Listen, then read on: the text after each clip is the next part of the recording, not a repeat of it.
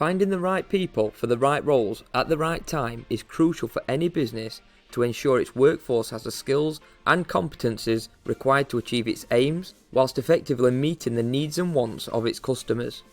This video looked at the process and importance of effective recruitment and selection to ensure a business has the right people in the right roles at the right time.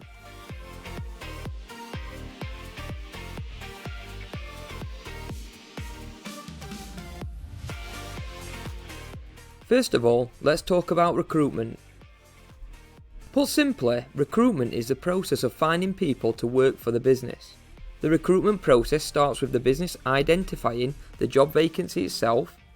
This commonly occurs when an employee leaves the business and they are simply looking to replace them.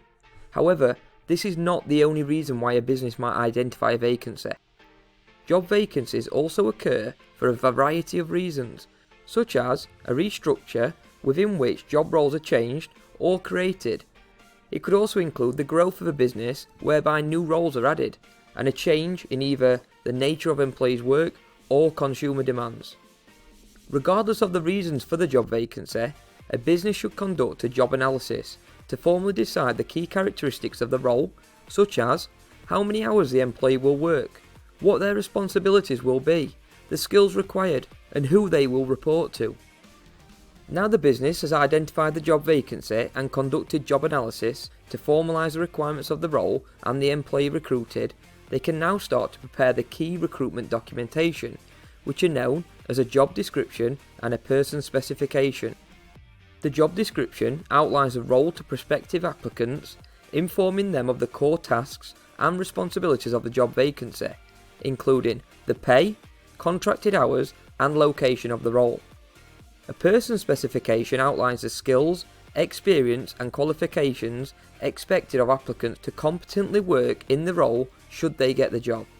These are generally identified as either being essential or desirable, providing the applicant with a chance to self-assess their suitability for the role before applying.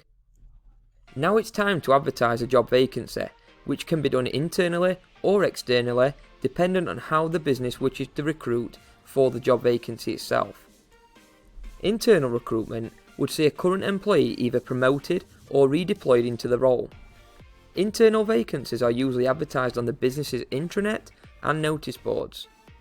There are a number of key benefits of recruiting internally, such as the reduced cost, decreased timescales, and the business already knows the employee, including their personality, skills and areas for development, alongside the employee being familiar with company policies and culture.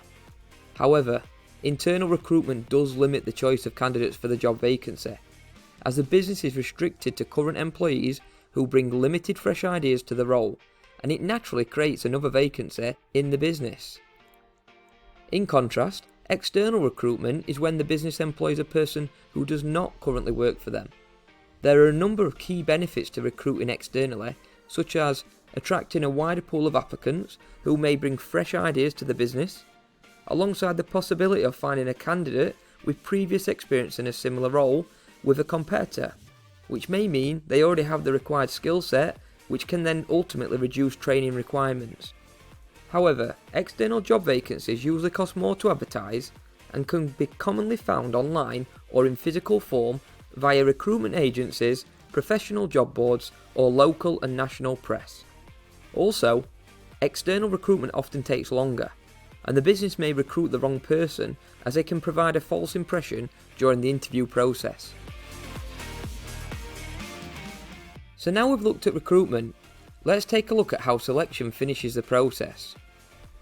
So the first stage in the selection process is to collect and review the application forms and CVs of anyone who has applied for the vacancy. Essentially, the business is looking to narrow the applications down to a small number based on their suitability for the role against the job description and person specification through a process called shortlisting. The reason a business shortlists is due to the sheer volume of applications it may receive, making it impossible to interview every applicant, as this would take up too much time and cost too much money. Therefore, the best applicants are shortlisted and invited to an interview, which may also include a form of assessment. Interviews can be conducted with an applicant on an individual basis or in a group setting alongside other applicants. And they come in many formats, such as in person, over the phone, or in more recent times, businesses can opt to interview applicants via video call. Interviews provide the opportunity for the business to ask the applicant a series of questions to assess their suitability for the role. They support the selection process by allowing the business to explore the applicant's personality and provide the opportunity for additional questions to be asked should they be required.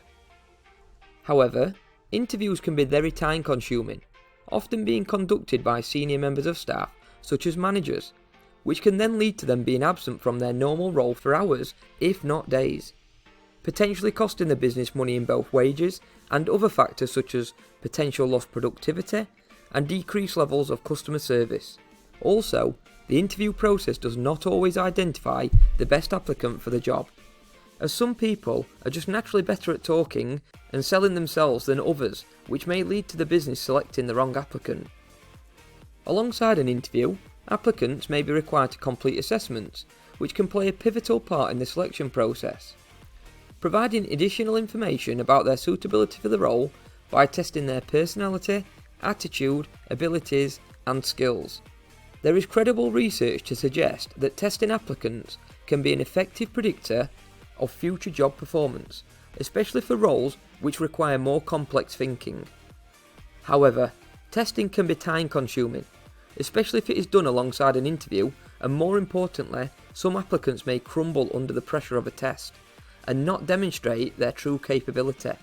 Therefore, results should not be used as the sole basis for a selection decision, rather to support the selection decision alongside an interview and consideration of other relevant factors. The final stage of the selection process is to select a successful applicant and offer them the role. At this point, the business would typically request references to clarify and confirm the information the business has been supplied by the applicant is a true and accurate representation. It's important to be aware that the business does not have to recruit any of the applicants if they struggle to find the right person for the job once they have finalised all the applicant scores from the interviews and assessments that have been taken. In this case, the recruitment process would simply start again, and the job vacancy would be re-advertised. So that's it, the recruitment and selection process. I hope you found the video useful. If you have, don't forget to like the video and subscribe to Two Teachers YouTube channel for lots more business studies videos. Thanks for listening and all the best.